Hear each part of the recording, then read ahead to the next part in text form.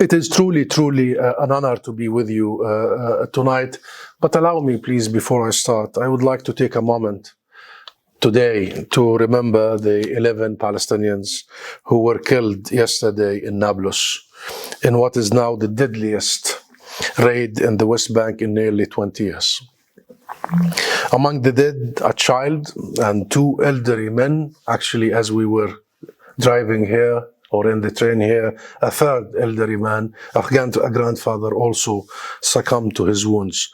One of whom died in surgery where he was being treated by his own son, an ER nurse at the very hospital, and that was captured by a video. And actually the nurse did not know he was operating on his own father. Abdulaziz Ashkar was 65 years old, a retired UNRWA UN staff member. Adnan Bara was 72 years old. Muhammad Haj Ahmed was just 16 years old. May I ask you, please, to observe with me a moment of silence in their memory.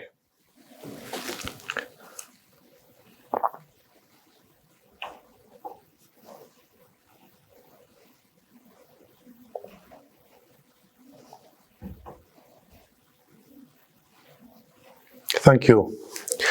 This is the third large, deadly raid Israel has conducted in the first 2 months of this year in the West Bank. We're not even at the end of the second month. Earlier in February, last month, Israel, or this month actually, Israel killed 5 in Jericho. And in January, Israel has raided Jenin refugee camp, killing 10. This is the reality of Israel's illegal and brutal occupation. This is what we are determined to end, and end now. And it is, my friends, rather compelling to see that just this Monday, this week, the US administration supported a UN statement critical of Israel's settlements that demanded in that statement a freeze on all unilateral actions. That includes, of course, the construction of illegal settlements, the demolition of Palestinian houses, the arrest of minors, and what have you. The list is very long.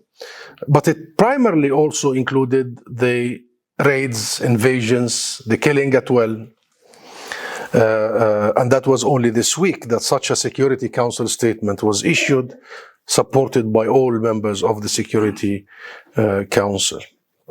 Indeed, the Nablus raid came only hours after that statement, less than 48 hours, and was precisely the kind of unilateral action that should have been frozen under such a statement. And mind you, the Security Council is the highest international legal and political structure.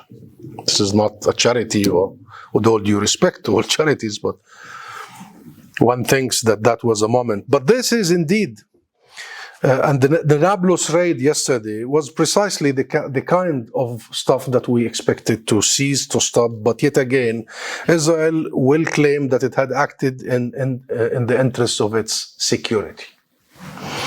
And yet again, Western powers will accept that as an explanation. No one will ask how Israeli military raid in territories it occupied can never be brought as anything but an act of aggression. No one will really put that as an act, a simple act of aggression, a very straightforward act of aggression. In fact, I will make you a wager right now, unless Israelis are killed, there will be no invitation for a Palestinian representative or an Israeli representative, for that matter, to speak to British mainstream media about the ongoing violence of Israel's colonial aspirations in the West Bank. And I have been making this point in British mainstream media and in the US mainstream media all the time. Here, yesterday in Nablus, 10 were killed. Before them in Jenin, in between in Jericho. In fact, last year was the highest in terms of Palestinians killed by Israeli military since record began, since the UN started recording. Last year, 2022, already was very high in the West Bank, and we are not even talking about the horrific situation in Gaza and the besiegement of 2 million people, my beloved Gaza, where I come from. But this is one of the central problems, my friends, with the discourse over Palestine. That one that is in fact also reflected in the Monday's UN Security Council statement. The Security Council reaffirmed the rights of states to live in security, but did not specify whether this includes the state of Palestine. And in the UN, therein we are recognized as a state. Okay, we are an observer state, but we are recognized as a state. The banner beneath which our ambassador sits says the state of Palestine. And if you read that statement, which was recognized, I mean, the state of Palestine is recognized by the majority of the world, by the way. Only few capitals, including London, that does not. But 138 countries do recognize the state of Palestine. But the question is about security in that statement. What do you mean by the security of everyone? Does it include the security of Palestinians? Or is security only for Israel? The statement went to stress that both the Israelis and Palestinians are entitled to equal measures of freedom, security, prosperity, justice, and dignity. And we agree. Yes, we agree. Has to be equal measures of freedom, prosperity, security, justice, and dignity. But there is one notable word missing from this statement, my friend. One notable word missing from this statement.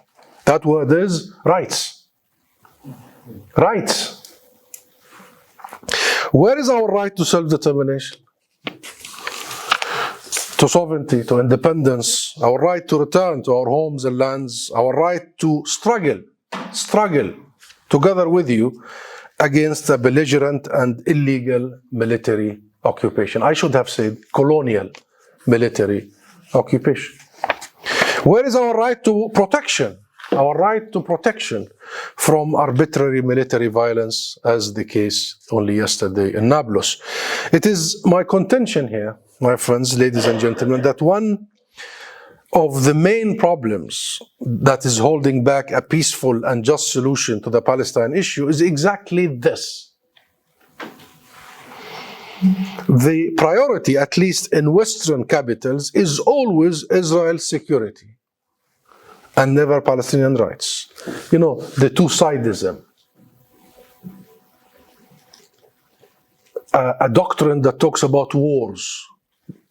War happens between two armies. We have no army. Clashes between whom and whom?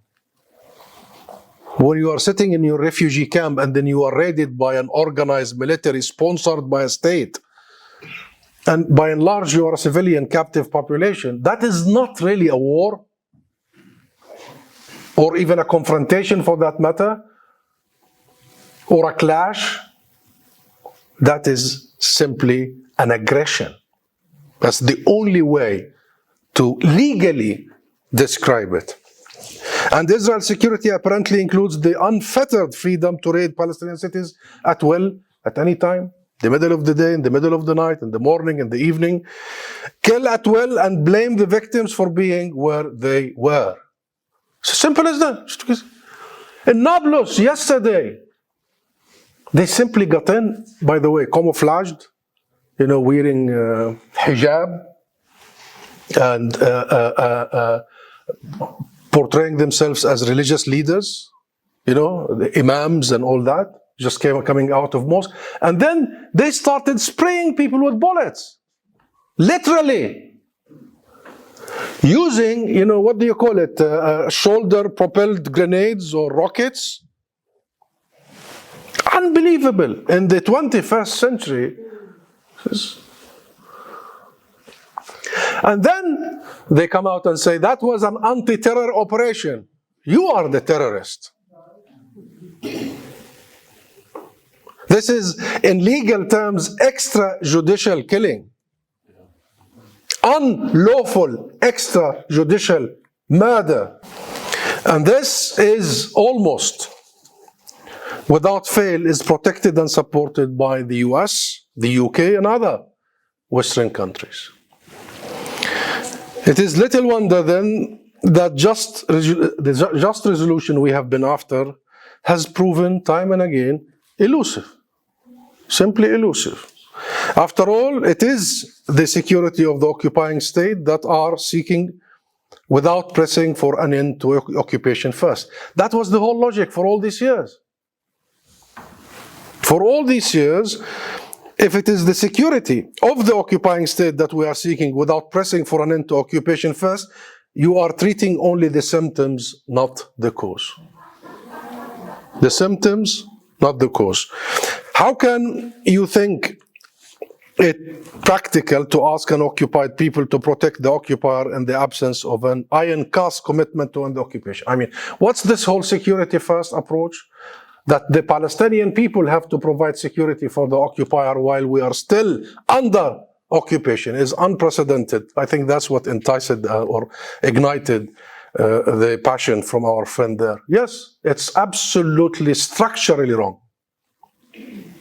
Because as I started by saying early on, the whole thing is not about rights. The whole thing is about security first, and security is a commodity only associated with Israel, as if we don't need security. Well, in fact, it is our security that is infringed upon all the time by a nuclear army, a nuclear power. So in other words, my friend, you must flip around the priorities. These priorities have flipped around all the time. Because here is the thing, it's precisely the upholding of Palestinian rights that is the key to peace, not security. Security is an outcome of peace. Stability is an outcome of peace. And peace is an outcome of what? Of justice. Of justice. And another problem, my friends, with the focus on Israel's security first, is that even when we just talk about security, this is also in a way to avert by world politicians and world officials the actual and real discussion. Just a way to delay it, to buy time. After all, whose security is most under threat?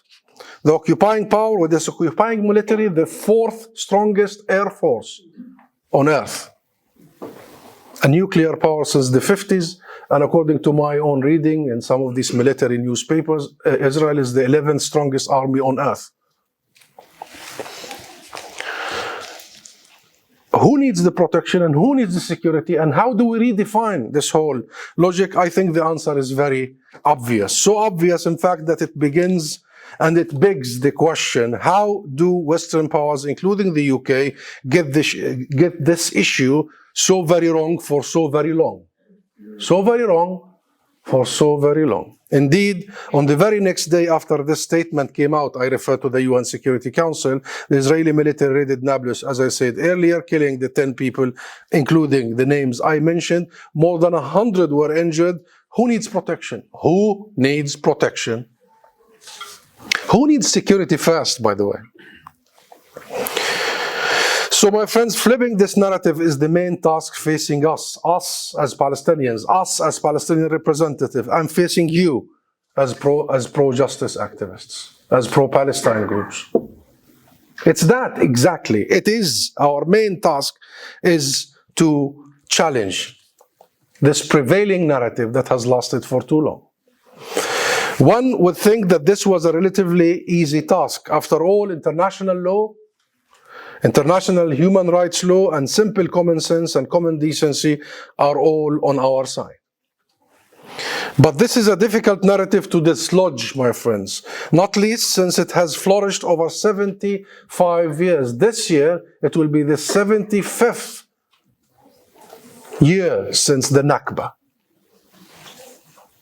We will not have Nakba survivors after this year and few years to come. A time span during which the denial of rights to the Palestinian people has been quite obvious. There was always a reason to push Palestinian rights aside. First, the horrors of the World War II were used to explain why international inaction as Palestinians were driven from our homes, lands, in our hundreds of thousands during the Nakba, including my own parents, by the way, and grandparents, in the 47-49 atrocities. Then the Cold War competition allowed Israel to occupy the rest of historic Palestine 55 years ago and to begin to settle, illegally, colonially settle the rest of the land, in an absolute transgression of the most fundamental principle of international system, of the international order, of the international law. That is the inadmissibility of acquiring territory by force. That's the essence of international, that's the heart of it, the premise of it. Since Oslo, 30 years ago, when the international community backed a two-state vision for ending the Palestine-Israeli conflict, the demand has been that we ourselves delay our quest to live with dignity and rights so that the international actors can plead with Israel to please grant us our freedom. The whole logic for 30 years is we negotiate our freedom out of occupation. And while we are negotiating our freedom out of occupation, we have to prove state-worthy. You know what that means, my friends? First of all, your right of self-determination or return are non-negotiable. This is not conditioned upon your behavior. You could misbehave. You could perfectly misbehave and still entitled to the right of self-determination. Yes, because it is not tied to a certain behavior. Yet, the whole thing for 30 years have put the cart before the horse. So we were in such a collective test for all these years. And who's the judge? Who's judging you? It's your occupier. It's your jailer. Oh, they did well here, but actually there was a room of improvement because there is no interest to let go. So, the logic during these 30 years of peacemaking is that the only way to actually get Israel on board is more carrots and carrots and carrots and encouragements. At least it's not working if the aim is to convince Israel to end its occupation. 30 years is long enough, and live side by side with the Palestinian state in peace and in security. On the contrary, my friends, we have more settlements over the last 30 years, much more settlements, more violations of Palestinian rights, more land grabs, and politically an open retreat by Israel from its commitment to a two-state solution. Public. No longer does any political party in the Israeli parliament talk about two states. None of them. Quite the contrary, the only talk in Israeli political circles nowadays is how much land to annex, when to do so, and how little self-rule, between two parentheses, will be granted to the Palestinian people. Benjamin Netanyahu, the Israeli Prime Minister, recently even went so far on the CNN. By the way, I followed him in that interview to rebuff some of the historic negationism he came up with, the distortions of historic facts, to argue that only the Jewish people have any national or political rights in the historic land of Palestine, from the river to the sea. He was arguing that. And he was saying in any future arrangement, in any resolution, publicly on CNN, live on TV, in any arrangement, Israel will have and must retain the overall security control from the river to the sea. I.e., what he means, any solution will just be the status quo. Will continue on the current reality. And there has been absolutely no pushback from the US and the international community. None, my friends. This strange diplomatic tactic, this carrot and carrot approach, this lack of accountability has served only to allow Israel to consolidate its occupation. After all, why would Israel change course when it knows that no matter how many settlers it entices to live in occupied territory with financial sweeteners and subsidies, heavy subsidies? You know, the entire infrastructure in the West Bank now are being built for the settlers. to make their life comfortable. They can commute in no time to Jerusalem, to Tel Aviv. And the other infrastructure is primarily roadblocks to control the Palestinian lives. That's the infrastructure in the West Bank. The central problem is that an international commitment to Israel's security has been confused, my friends, confused for an international commitment to Israel's illegal occupation. Can I repeat this? The central problem is that an international commitment to Israel's security has been confused for an international commitment to Israel's illegal occupation. That is the consequence of the current approach. Israel's settlements continue to increase, despite the very clear fact that these settlements are not merely obstacles to peace. They are war crimes, very well defined in international law, very well defined in the 4 Geneva Convention. They are war crimes, and they are blatant land grabs. Land grabs, my friends. Settlements are unequivocally and irredeemably transgressions of international law. They are obstacles to peace, yes, but they are an annexation in all but name. This is annexation. So why is the best we can achieve at the moment is a 6-month freeze on their expansion as per the UN Security Council? Why is it that the international community cannot muster the necessary political will to do what is clearly needs to be done in terms of the support to the two-state solution? It's not as if there are no options available, my friends. There are many options available. And easy options too, by the way. For instance, the US-led international community could make clear that these settlements are simply illegal and therefore must not be traded with. Must not be traded with. How easy is that? That is not just a responsibility, it's an obligation. When clearly you define something illegal in your own law, and this is the UK law, and the UK policy, and the US policy, and the international consensus, you start by actually not trading with these illegal entities. That would also yield sanctions on any UK, US, European companies working to profit from these war crimes. And there are many British companies that actually do work in these illegal colonies and they profit from them, including the JCP, by the way, that provides equipment that destroys home every day and builds illegal colonies. And my friends, that alone would be enough to start to undermine the entire settlement feasibility. It's all about economic feasibility in there. The international community could even go further. It could insist that any assistance granted Israel is conditional on Israel's ending its illegal occupation. That would see a very rapid turnaround in the situation on the ground, from one of the murderous and brutal intractability to one of positive momentum, because we need to create consequences. And most importantly, my friends, whoever left of the international community that did not recognize the state of Palestine, they must do so as a clear signal to Israel of what an end to occupation would look like. If you really mean the two-state solution, recognize the two states. Recognize the two states. So, my friends, here it is crucial to explain that modalities can then be negotiated.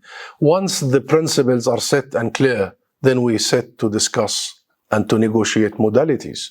Not the principles, not the rights. We don't negotiate rights. The right of self-determination is non-negotiable.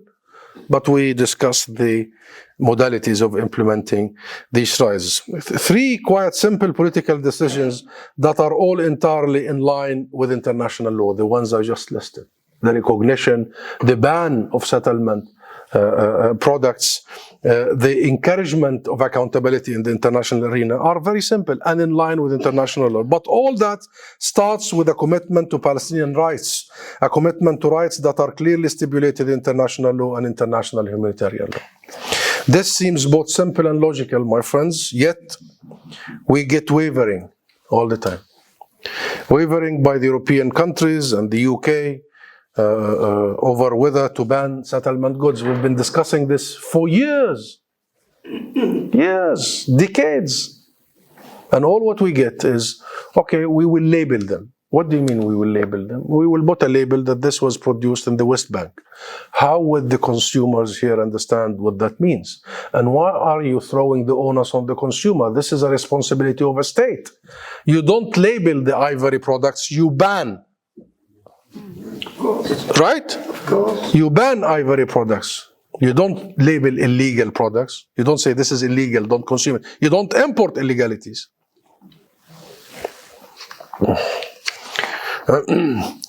And, wavering by the UK over whether to recognize the state of Palestine. The UK has a historic responsibility on what has happened to the Palestinian people. It has promised our land without even consultation or regard to the native population.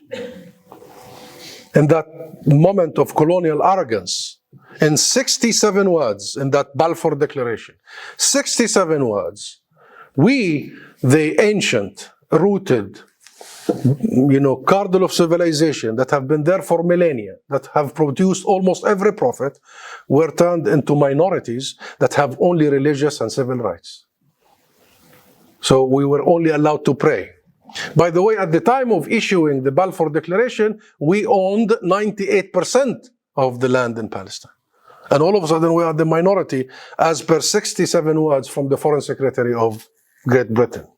So there is a very particular historic moral responsibility on the UK, and the recognition is a very important historic step in the right direction.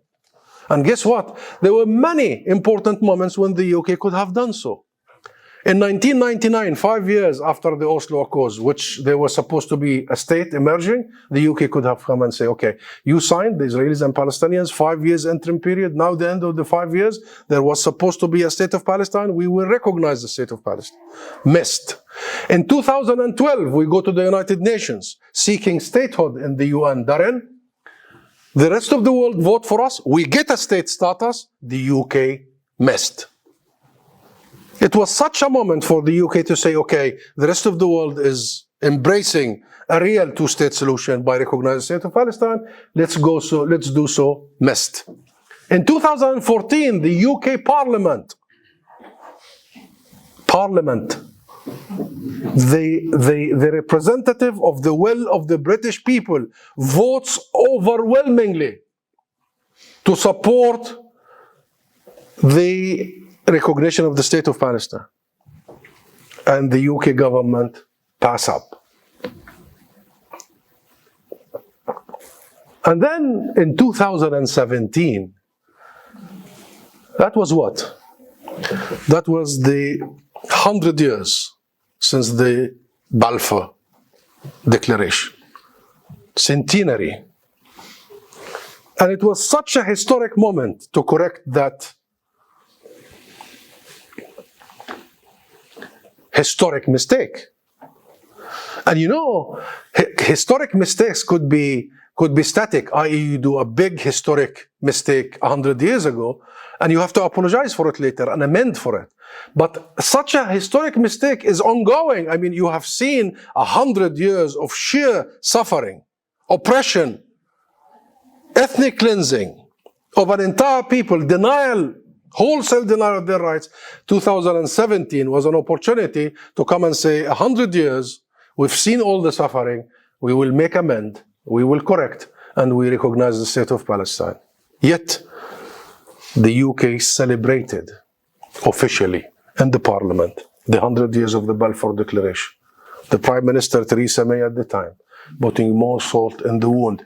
So, with this recognition issue, I think much of our work in the solidarity movement needs to focus on it, because it is the first step to correct the Balfour arrogance of turning the indigenous people into minorities with no national or collective rights. And it's really staggering, my friends. So we have tried to end this wavering by reaching clear positions. We are pushing towards clearer positions. We have asked the International Court of Justice for an advisory opinion on Israel's occupation only 2 months ago. We have asked the International Criminal Court to investigate war crimes. We are trying to use all the legal means, international legal means, and international avenues available to us. And at every turn, we are rebuffed, stopped, blocked by governments, by Western governments, including the UK, whose knee-jerk reaction all seem to be about shielding Israel from any accountability. Any accountability. We go to the International Criminal Court, and then there was a letter sent by the British Prime Minister, Mr. Johnson, Boris Johnson, to the Conservative Friends of Israel that was published, by the way, it's a public letter, saying that the UK will not allow the Palestinians to use the ICC. And the main justification for why is because Israel is our friend and ally. So law does not apply when it comes to friends and allies. And the same thing goes not only for the ICC, the water, I have mine, but also the ICJ. When we won the resolution to seek advisory opinion by the International Court of Justice, but what was the voting decision by the UK government? Guess what? The United Kingdom, where the first UN General Assembly was convened in London in the Methodist Church. By the way, the UK is one of the co-founders of the international legal system, the post-World War II rules-based order. The first Secretary General of the UN was British. Yet the UK government votes against a General Assembly seeking an advisory opinion of the highest international court on the situation in Palestine vis-a-vis Israel's continued occupation. That's what we mean by the shielding, the continuous shielding of Israel. So that decision, sadly, has not been talked about as much, but many governments in this part of the world go out of their way. Israel is almost the untouchable. No scrutiny, no accountability, no consequences, no nothing. And I'm saying this because, I know we have responsibilities as Palestinian people and leadership and institutions. I know Israel would want to have the cake and eat it too. But in the end, the third party role since the Balfour until now is absolutely paramount in our situation. And I want to try to conclude here by saying this. Things are very dreadful at the moment, but also very hopeful. Part of the hope I saw here in Liverpool since earlier today. I remember reading the role of Liverpool in the anti-apartheid movement. It was your fellows who refused to offload ships from apartheid South Africa, right? That kick-started a whole global movement. The anti-apartheid movement emanated from the United Kingdom, if I'm not mistaken. London was home to the hub of that movement. Governments are always behind, my friend, even during the South Africa anti-apartheid movement. Neither the British government nor the American administration, the Reagan, were really in the forefront to bring an end to the apartheid South Africa. But it was you. It was ordinary people who really push things to a real end. And I see this happening everywhere I go. I see it in this hall today.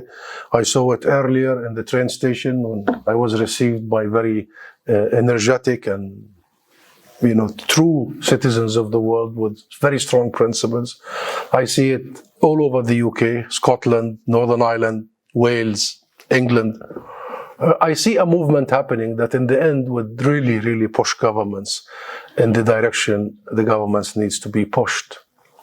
And while things could be better back home, but we still have a nation and the people that are able to withstand, to survive, to actually grow and build. And we have managed to avert a much worse situation. No one can negate our existence anymore. You know, other nations, unfortunately, have been negated completely. And while there is still a long way to go, we have marched a long way. Only 50 years ago, Israeli politicians would be telling you Palestine doesn't exist. We have come a long way, my friends, together with the solidarity movement. So I am absolutely certain, but please, let's work together to make sure that representatives, politicians do not get away with it. It is also the responsibility of your elected leaders to make sure that international law is upheld, that the UK policy is upheld, that justice is a major consideration, that going the easy way cannot just be unnoticed. And I believe, Jeremy, what I saw today will make me come back to Liverpool very soon, very soon. And hopefully in May this year, we will be commemorating 75 years of the Nakba. It's a major event.